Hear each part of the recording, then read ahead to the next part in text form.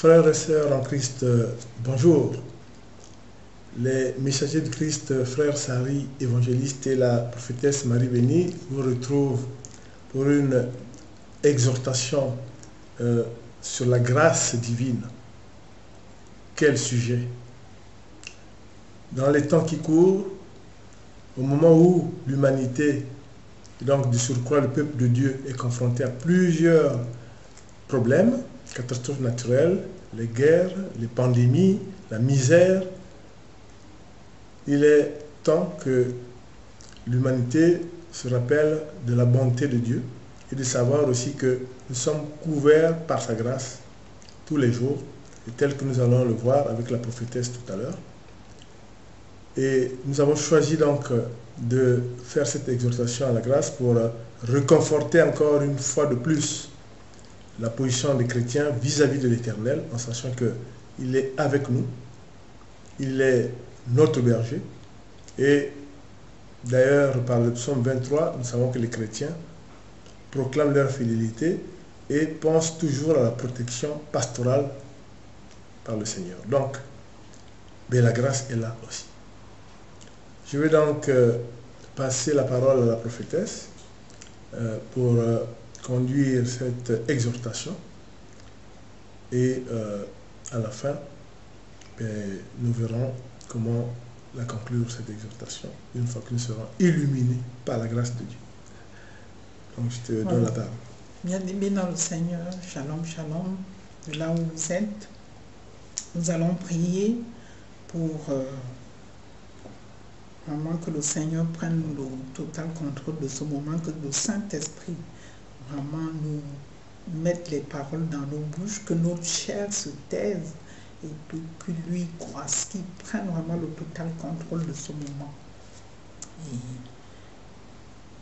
Et nous laissons vraiment qu'il puisse nous guider pendant ce moment et nous disons Amen. Amen. Alors nous allons parler de, voilà comme il a dit l'évangile, la grâce de Dieu, la bonté de Dieu et tout, parce que ça fait partie aussi de la bonté de Dieu.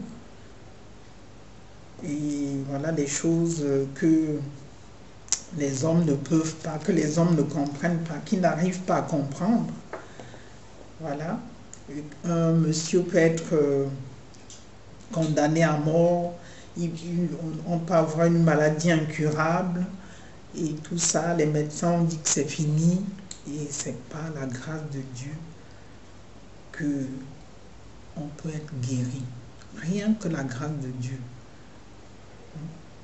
Ce n'est pas ni par notre force, ni par notre puissance, c'est par la grâce que beaucoup de choses peuvent intervenir dans nos vies.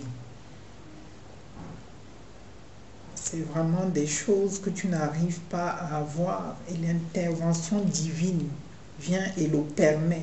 Malgré que tu sois dans le péché, malgré que tu sois dans des choses, mais la grâce de Dieu est capable même d'effacer même tes fautes, afin que la loi de ce monde, que les hommes de ce monde, que l'influence de ce monde, que tu sois vraiment gracié, que tu sois vraiment, comment dire, choisi par Dieu. Oui, que tu sois vraiment gracié, voilà, que la grâce de Dieu prenne le contrôle de tout. Et il y a beaucoup de choses que nous avons reçues par la grâce de Dieu. Bien-aimés, ce n'est pas parce que nous étions très gentils, c'est pas parce que nous étions très bons, c'est pas parce que nous étions vraiment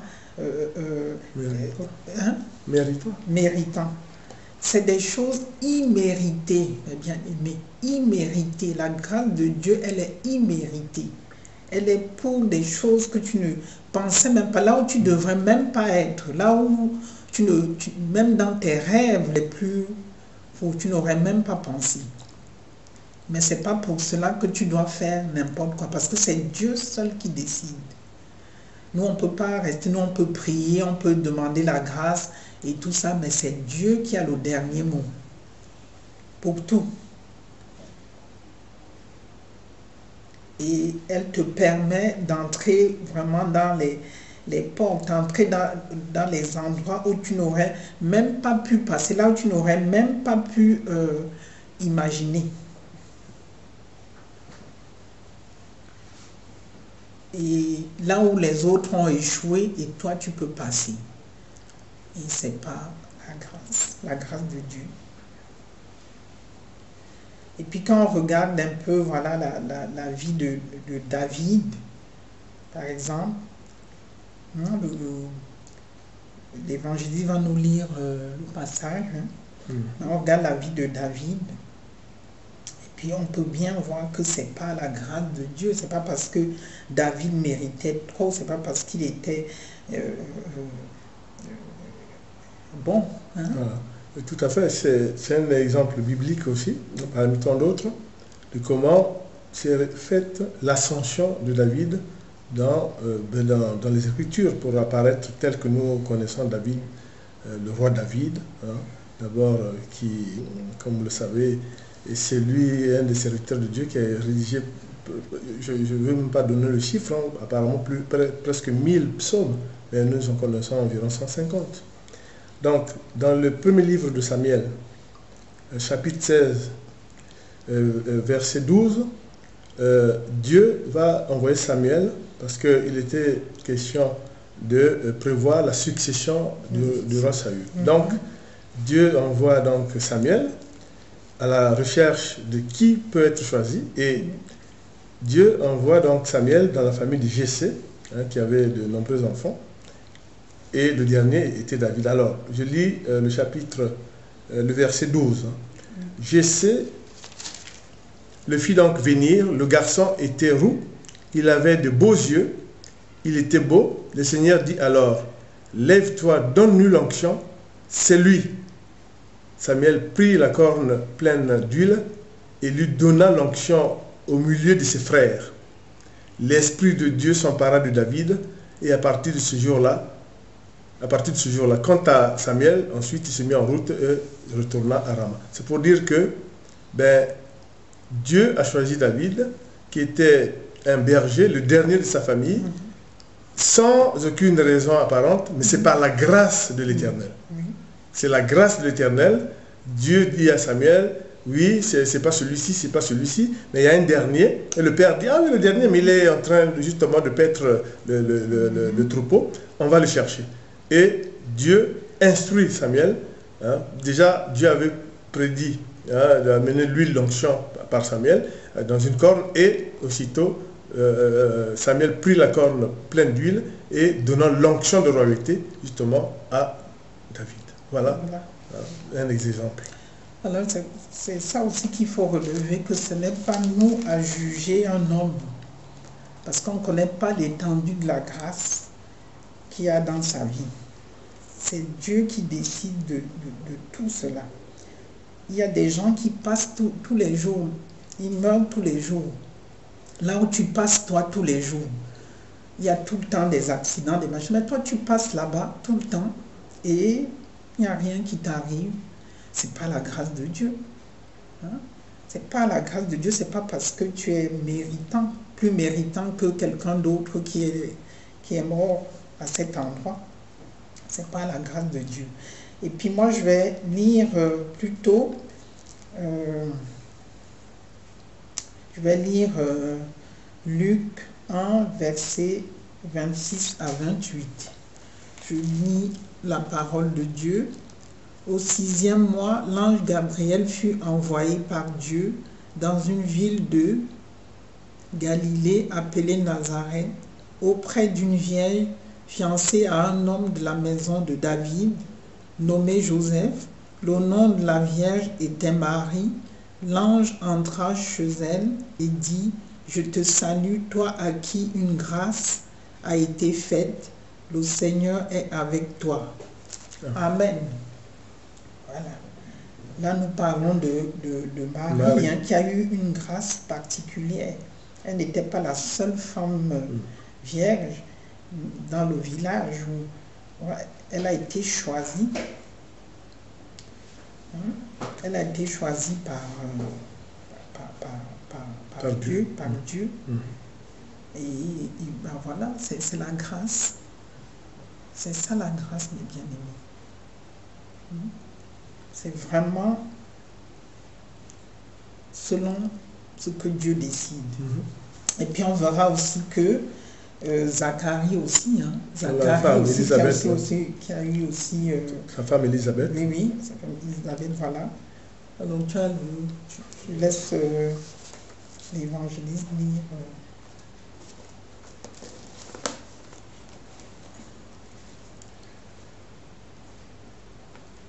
Donc je lis l'évangile de Luc, chapitre 1, versets 11 à 16. L'ange du Seigneur apparut donc à Zacharie, debout à droite de l'autel de l'encens. À sa vue, Zacharie fut bouleversé et la crainte le saisit. L'ange lui dit, « Sois sans crainte, Zacharie, car ta supplication a été exaucée. Ta femme Élisabeth mettra au monde pour toi un fils et tu lui donneras le nom de Jean. Tu seras dans la joie et l'allégresse et beaucoup se réjouiront de sa naissance, car il sera grand devant le Seigneur. Il ne boira pas de vin, ni de boisson forte. Il sera rempli d'Esprit Saint dès le ventre de sa mère. Il fera revenir de nombreux fils d'Israël au Seigneur leur Dieu. Amen. » Amen. Voilà. Donc là aussi, c'est une grâce. Pourquoi? Parce que non seulement ce couple qui était âgé n'avait pas d'enfant, était même la risée du lieu où ils étaient, et Dieu envoie l'ange Gabriel qui dit à Zacharie, ta femme va tomber enceinte, et qui plus est, c'est l'un des cas bibliques, nous aurons l'occasion d'en parler, de l'onction divine avant le souffle de vie. Avant même que la personne naisse, il a déjà l'onction de Dieu et même un ministère, tel est Jean le Baptiste. Donc là, c'est la grâce que Dieu fait, comme disait la prophétesse, à ce couple d'avoir un enfant. Et quel enfant? Le précurseur du Christ.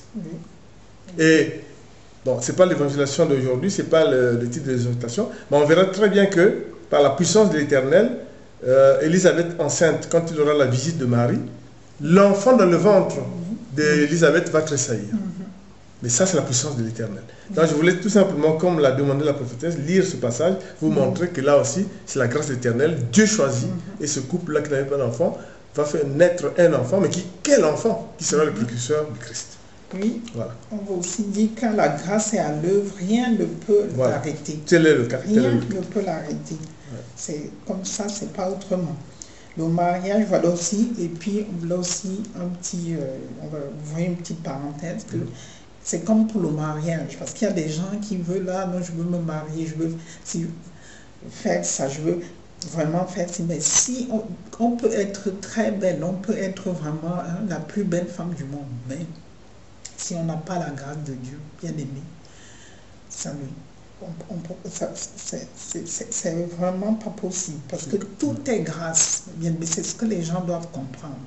C'est pas la grâce de Dieu que beaucoup de choses sont accomplies. Sinon, c'est vraiment, c'est pas parce qu'on est trop rapide ou bien parce qu'on est trop, je sais pas.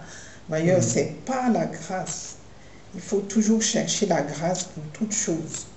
Ce n'est pas parce que ton ami ou bien est marié que toi aussi tu veux te marier, car il te faut la grâce dans toute chose.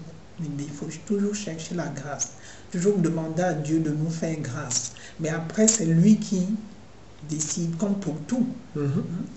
On peut prier, on peut demander des choses depuis 10 ans, des choses que tu as demandées peut-être depuis 10 ans, qui n'ont pas été exaucées. Ils peuvent être exaucés en un jour. Par la grâce de Dieu, bien aimé, les gens vont être étonnés, les gens vont être... ils ne comprendront pas. On peut être dans un quartier, vraiment la risée du quartier. On se moque de vous et tout ça, et tout d'un coup, on entend, ah ben voilà, cette dame-là, elle a épousé un roi, ou bien les gens vont dire, mais c'est pas vrai. comment c'est possible? Comment c'est possible? Pourtant, là, elle était vraiment... elle était même... illettrée, elle ne comprenait même rien du tout. Mais des choses même qui dépassent l'entendement humain, bien aimé, c'est ce qu'on appelle la grâce. La grâce, c'est des choses vraiment qui dépassent. Imaginez quelqu'un qui est vieux, qui n'est plus... Une femme qui est âgée, elle n'a plus... ses menstrues, elle n'a plus rien. Et qui tombe enceinte, mais bien aimé. Vous comprenez quelque chose? On vous dit, là où la grâce de Dieu est enlevée, là où la grâce de Dieu peut faire des choses, mais qui dépassent l'entendement humain, où les gens sont abasourdis, ils ne comprennent pas ce qui arrive. Ça, c'est la grâce.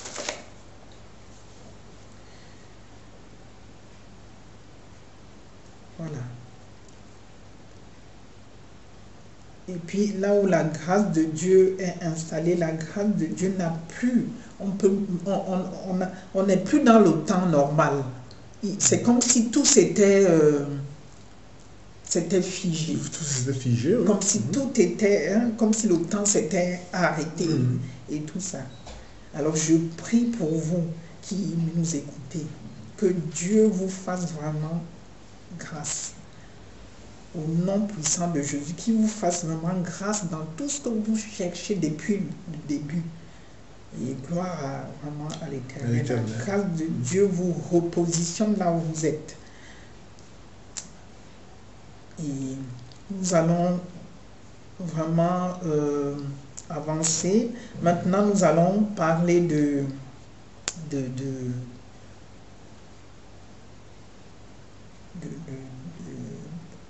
lire un chapitre de Samuel 1. Le fils de Jonathan? Oui. Enfin, le fils de... Voilà. Donc, en filigrane, c'est de dire comment, de montrer comment David va donc aider le fils de Jonathan, qui lui était très proche, notamment fils de Saül lui-même mort, et puis Jonathan qui avait un fils, mais le fils était abandonné, vivant dans la misère absolue. Et par la grâce de Dieu, nous allons voir que David va quand même réserver un bon sort à cet enfant. C'est dans le deuxième livre de Samuel, le chapitre 9, verset 6 à 8. Méphibosheth, fils de Jonathan, fils de Saül, arriva auprès de David, tombant face contre terre, il se prosterna. David lui dit, Méphibosheth. Il répondit, voici ton serviteur. David lui déclara, n'aie aucune crainte. Je veux te traiter avec fidélité en souvenir de ton père Jonathan. Je te restituerai toutes les terres de Saül, ton aïeul. Et toi, désormais, tu prendras tous tes repas à ma table. Méphibosheth se prosterna et dit, qu'est-ce que donc que ton serviteur pour que tu tournes ton visage vers un chien crevé tel que moi? Le roi convoqua Siba, serviteur de Saül, et lui dit, tout ce qui appartenait à Saül et à l'ensemble de sa maison, je le donne à Méphibosheth, le fils de ton maître. Amen. Amen. Voilà. C'est la grâce. Il ne s'attendait pas à ça. Il vivait dans la misère. Et par la grâce de Dieu, qui inspira David, le roi, en ce moment-là, successeur de Saül, il dit, voilà. Alors, vous voyez, toutes ces richesses qui lui tombent dessus. Il ne s'attendait pas. C'est ça la grâce. Il ne s'attendait pas à ça. Et là, vous voyez, l'autre grâce, c'était Dieu qui choisit David comme roi, dernier fils de Jessé, qui n'avait aucune raison d'être choisi. Et là, le fils de Jonathan, fils de Saül, qui était dans la misère, et là, inspiré par Dieu, il l'appelle, David l'appelle, et lui dit, tiens, tous tes biens sont là, etc., avec ordre donné. Il ne s'attendait pas à ça. C'est ça la grâce. Voilà. Je te remets. Peu importe la place que le monde t'a donnée, ce que tes ennemis ont dit, la grâce de Dieu est capable de t'enlever de la boue pour te repositionner. Vous voyez, le roi a organisé pour Mephibosheth une grande fête. Alors j'imagine, il était dans une grande saleté, un état vraiment déplorable. Hein?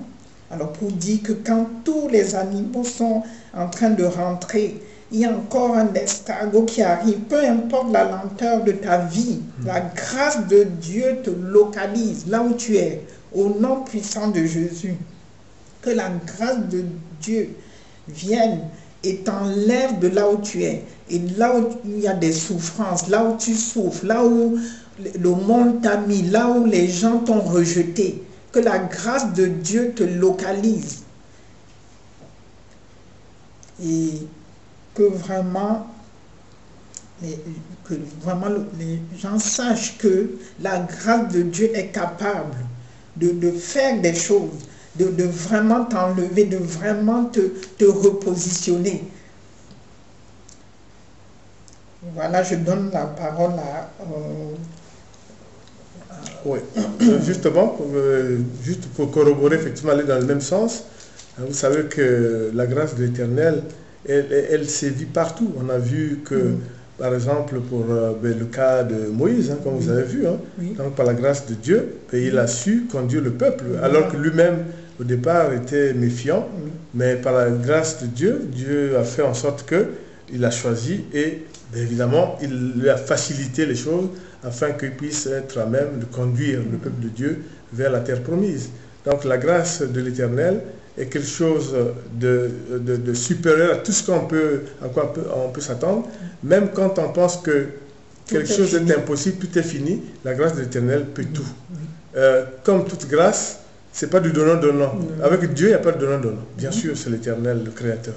Mais c'est la grâce, il choisit, il a ses propres raisons. Et il faut pouvoir la garder aussi. Voilà. Maintenant, il faut pouvoir la garder. Il faut pouvoir la garder parce qu'on a vu des exemples de personnes qui étaient choisies et puis ils n'ont pas pu garder et puis ils ont perdu la confiance du Seigneur. Et bon, leur fin était tragique. On connaît dans la Bible pas mal de choses qui étaient... Donc c'est pour dire qu'il faut vraiment faire attention. Ce n'est pas le cas d'aujourd'hui, mais on peut citer l'exemple de Paul de Sartre qui, vraiment par la grâce de Dieu, alors qu'il était de l'autre côté, il était de l'autre côté, Dieu a envoyé son Fils en tant que Messie pour le peuple juif. Mais ce sont les Juifs purs et durs qui ont refusé de croire que Jésus était vraiment le Messie envoyé par Dieu. Mais vous avez vu que Dieu a dit, bon, vous verrez ce que vous allez voir, et a choisi un des leurs, Saul de Sartre, pour devenir Paul, et lui a donné toute cette mission d'évangélisation des nations païennes qu'il a conduite, mais par la grâce de Dieu. Pourquoi on dit que c'est par la grâce de Dieu? Mais c'est simple. Il avait tout autour de lui des raisons pour que tout le monde le gêne, qu'il ne puisse pas accomplir sa tâche. La grâce de Dieu a permis qu'il accomplisse sa tâche. Parce que Anania, qui était envoyé par Dieu, quelle est la première question qu'Anania a posée à Dieu? Mais Seigneur, je veux aller... baptiser quelqu'un qui était persécuteur, Étienne, voilà, la lapidation, que Dieu lui dit, Ananias, c'est par lui que je vais conduire l'évangélisation, la conversion des nations païennes. Tu vas, tu le guéris, il recouvre sa vue et tu le baptises. Amen. Amen. Donc c'est pour vous dire que la grâce est plus forte que tout parce qu'elle relève de Dieu et de Dieu seul. C'est le cas de Marie qui a été choisie. Il y a d'autres cas. Vous prenez le cas de Anne, la mère de Samuel. Oui, elle était deuxième épouse, sans enfant. Il priait. Ses plaintes sont arrivées à Dieu et elle va enfanter. Et on a même donné déjà le nom. Et c'est comme ça que le juge Samuel. Voilà. Donc la grâce de Dieu s'impose. Et pour nous, franchement, serviteurs de Dieu et qui lisons ces paroles-là, qui lisent ces actions de l'Éternel. Il y en a d'innombrables. C'est vraiment d'innombrables. La grâce de Dieu, bon, pour ceux qui ont lu le livre de Tobie, comment est-ce que la chaste Sarah, par la grâce de Dieu, qui avait tous les fiancés qui mouraient dans sa chambre d'un démon caché là-dedans, voilà, par la grâce de Dieu, Dieu envoie l'ange Raphaël, et voilà que Il n'avait pas choisi, mais c'est Dieu, paf, pour terminer, et voilà. De regarder le cas du Jonas, il y a plusieurs cas comme ça. C'est la grâce de Dieu, voilà. Amen. Voilà. Alors, nous allons dire voilà, que vraiment que le règne du Seigneur vienne, que sa volonté soit faite sur la terre, comme au ciel, que la grâce de Dieu vous localise là où vous êtes, dans tous les domaines de vos vies, et nous disons Amen. Amen.